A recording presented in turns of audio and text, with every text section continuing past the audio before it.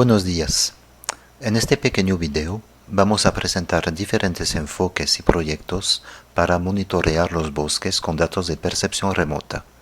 Vamos primero a mostrar la importancia de los bosques, la situación en la cual se encuentran en México y los avances en la obtención de datos de percepción remota. Luego, veremos qué información contiene una imagen y algunos enfoques para clasificarla. Enseguida se presentará el proyecto Critical Forest Change, la estimación de la biomasa forestal con datos LiDAR y radar y métodos híbridos de análisis.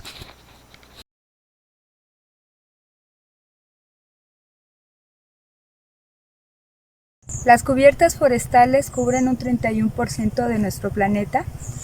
Estas cubiertas son fundamentales para la vida del planeta, proporcionan servicios ambientales de calidad. Entre los servicios ambientales destacan la evapotranspiración, que es el proceso en el cual las hojas de las plantas liberan vapor de agua que asciende y forma nubes que precipitan en forma de lluvia. Dicho proceso ocurre principalmente en los bosques lluviosos ecuatoriales. Las cubiertas del bosque mantienen una temperatura hasta 6 grados centígrados menor en comparación con áreas deforestadas, estableciendo una regulación climática local y regional. Los diferentes estratos del bosque logran una caída lenta de la lluvia, lo cual evita inundaciones en las partes bajas y al mismo tiempo permite que el agua se infiltre a través de las raíces de las plantas para beneficiar la recarga de los acuíferos. El bosque, junto con la configuración del relieve, la pendiente, el suelo, el clima y la litología, permiten colectar, guardar, distribuir los recursos hídricos en una unidad natural llamada cuenca, que es el receptáculo de la precipitación en un territorio. Los bosques sustentan la existencia de millones de personas y seres vivos en el planeta. Por ello, actualmente es fundamental un monitoreo continuo y periódico de las cubiertas del bosque, con base en insumos de vanguardia como lo son las imágenes de satélite y aéreas para garantizar la conservación de los bosques a las nuevas generaciones.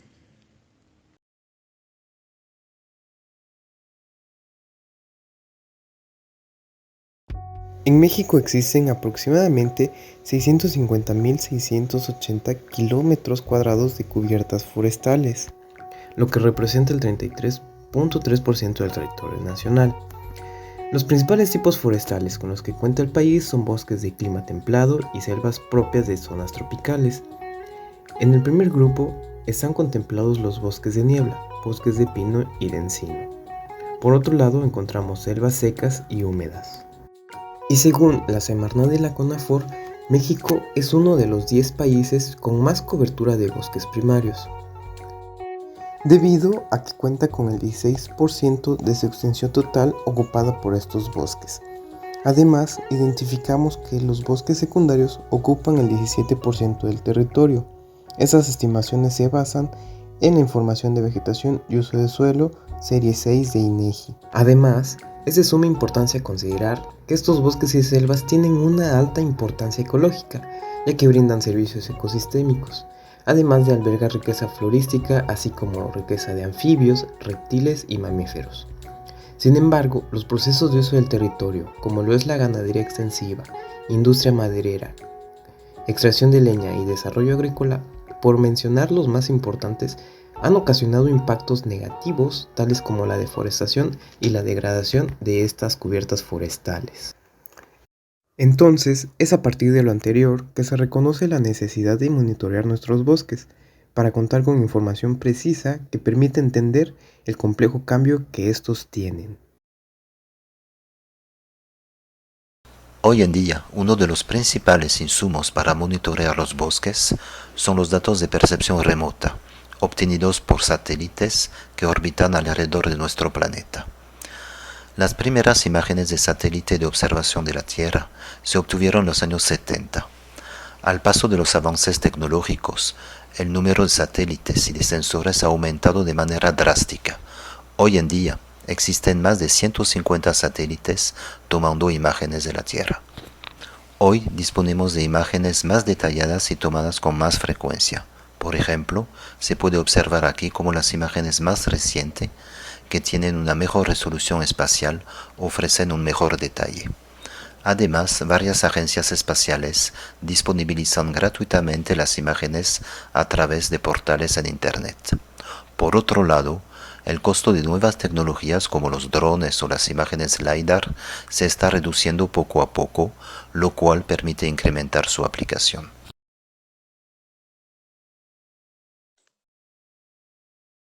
Existen entonces varios métodos que permiten utilizar la información generada por un fotointérprete para entrenar algoritmos y realizar ya sea la identificación de ciertas clases de tipo de cobertura o de procesos de cambio como deforestación y cambios del suelo de manera automatizada, ¿no? Entonces estos métodos se les conoce como métodos supervisados y los primeros que aparecieron se basaban en el uso sobre todo de la dimensión espectral, ¿no? Es decir, el color del píxel. Entonces, pues vemos que esto puede ser información muy útil para diferenciar, por ejemplo, coberturas de agua de vegetación, ¿no? Porque el tono del píxel es muy distinto.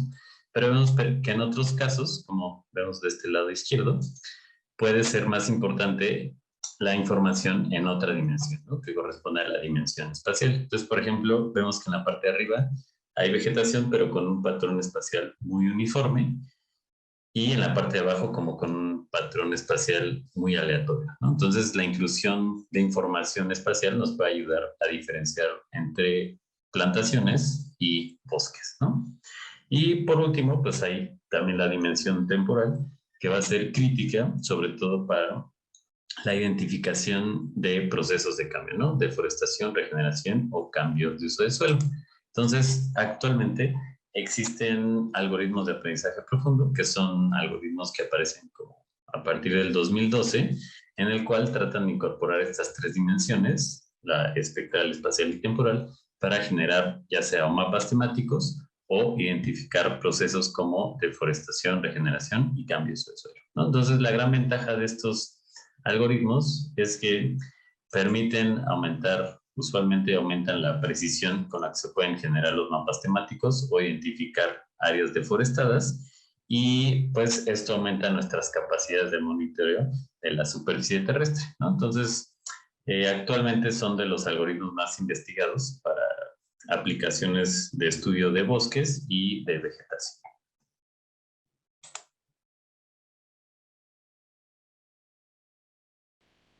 Buenos días, mi nombre es Carlos. Quiero compartir con ustedes algunos detalles de un proyecto interdisciplinario relacionado con el monitoreo de regiones geopolíticamente estratégicas y que tienen problemas muy fuertes de erosión o deforestación. Este sistema se llama Critical Forest Change y su función es monitorear el proceso de degradación o recuperación de las plantas, el suelo y el agua en su conjunto. Este monitoreo abarca desde las primeras etapas de deforestación hasta las etapas más avanzadas de erosión o desertificación. Para ello trabajamos dos componentes, el monitoreo forestal y el monitoreo agropecuario. El primero está enfocado al análisis de cambios entre los estratos de la vegetación y el segundo al análisis de las prácticas o sistemas de producción empleados bajo diferentes climas, suelos y formas del relieve. En ambos casos empleamos escalas bastante detalladas que van de 1.5000 a 1.10000. Esto significa un detalle 1000 veces mayor que la base cartográfica tradicional, 1.250.000, por ejemplo. Los procesos empleados en Critical Forest Change combinan diversas técnicas. Una es la experiencia de fotointerpretación, otra es la minería de datos de campo, que es la base para validar nuestros criterios de interpretación, y otra muy importante es la comparación geoestadística permanente con otras fuentes de teledetección como el Global Forest Change o el Landscape Change Monitoring System. Hacer minería de datos implica revisar y separar cada dato por su nivel de detalle y congruencia. Considerando que México tiene un gran volumen de datos, es natural que este proceso sea relativamente lento. No obstante, es la mejor forma de obtener evidencia sólida respecto a la degradación. ¿Qué es lo que hace diferente a Critical Forest Change? Esencialmente porque se concentra en zonas pequeñas, controlables para el fotointérprete, de no más de 500,000 de hectáreas, en donde nos aseguramos palmo a palmo del terreno, separar correctamente los cambios antropogénicos de los cambios naturales y separar los cambios permanentes de los cambios fenológicos eventuales. Esta metodología nos ha permitido extraer con bastante precisión y claridad polígonos con problemas fuertes de erosión y deforestación y analizar las causas o consecuencias de estos cambios. Con esto hemos podido generar indicadores ambientales importantes como la tasa de deforestación, los cambios en el contenido de carbono o el ritmo de pérdida en la biodiversidad, por citar algunos ejemplos. Otra de las ventajas de Critical Forest Change es su periodicidad. Cada vez que tenemos imágenes disponibles en las plataformas, podemos seguir construyendo rápidamente el historial de cambios con el mismo nivel de precisión. Esto significa que un municipio no tiene que esperar varios años para conocer su nuevo estado de deforestación o de recuperación. En el caso de México, hemos concluido la línea base y la primera evaluación de cambios en la selva lacandona para el periodo 2000 a 2021. Y hemos también comenzado otros 4 casos críticos de evaluación. Uno es Calakmul y la línea del Tren Maya. El segundo es los Chimalapas y el corredor interoceánico en desarrollo. El tercero es la reforestación en la Mixteca Alta y su efecto local sobre la migración ambiental. Y una cuarta evaluación en la Chontalpa tabasqueña, que es una zona clave para evaluar la efectividad del programa Sembrando Vida en México. Finalmente, les comento que estaremos participando en el próximo Congreso Mundial Forestal en Corea 2022, donde esperamos que nuestros resultados, que serán públicos, libres y gratuitos, puedan ser aprovechados por otros equipos de trabajo especializados en Deep Learning y poder lograr así entonces un monitoreo más consistente y más oportuno a nivel nacional. Estimación de la biomasa forestal con datos de LiDAR y de radar. Se han elaborado mapas de biomasa aérea utilizando imágenes de satélite ópticas. Sin embargo, dichos mapas a menudo presentan grandes incertidumbres, ya que los sensores ópticos proporcionan únicamente información del dosel, además de ser afectados por las nubes y de que la información espectral se satura. La estimación de la biomasa del bosque puede realizarse usando datos LiDAR. Este sensor activo puede adquirir directamente la estructura vertical de la vegetación debido a que tiene la capacidad de penetrar el dosel del bosque. En consecuencia, LiDAR permite estimar la biomasa con mayor precisión que las imágenes ópticas. Sin embargo, debido a los costos de adquisición, los datos LiDAR no están disponibles en cualquier lugar. Otra opción para mapear la biomasa es a través de las imágenes de radar.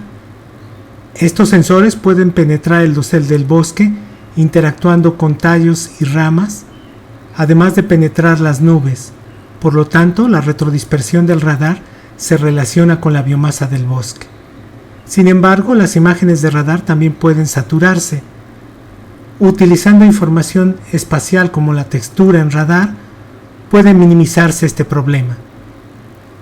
Un enfoque alternativo para mapear la biomasa consiste en combinar sensores, mediante la aplicación de un método de escalamiento en 2 etapas. En este enfoque, la biomasa estimada en campo se relaciona con los datos de LiDAR para obtener mapas de biomasa aérea en donde hay información de LiDAR. Luego, la biomasa extraída de estos mapas y la de campo se relacionan con imágenes de radar que cubre toda el área de interés. Este método ha demostrado una mejora en la precisión de la estimación de la biomasa en diversos sistemas forestales.